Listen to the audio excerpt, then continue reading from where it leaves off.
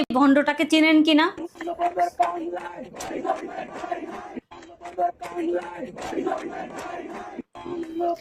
এই হাসনাত আব্দুল্লাহরা ঠিক কতটা ভণ্ড, কতটা পোল্ট্রিবাজ। আওয়ামী লীগ দল যখন ক্ষমতায় ছিল, শেখ হাসিনার পা এরা সারাদিন চাটতো, বঙ্গবন্ধুকে বাপ ডাকতো, শেখ হাসিনাকে আম্মা ডাকতো, ছাত্রলীগের পাজে কতবার চাটতো কোনো হিসাব নাই।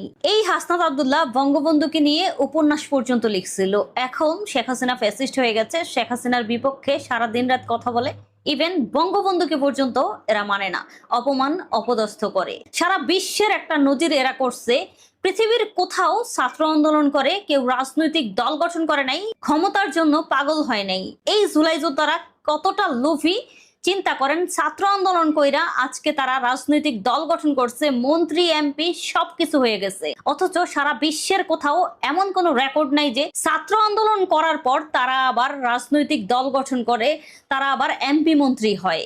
এই জুলাই যোদ্ধারা কতটা লোভী, কতটা ভণ্ড, কতটা প্রতারক, মানে কি বলবো, বলার কোনো ভাষা নাই। যা বলার আপনারা কমেন্ট বক্সে বলে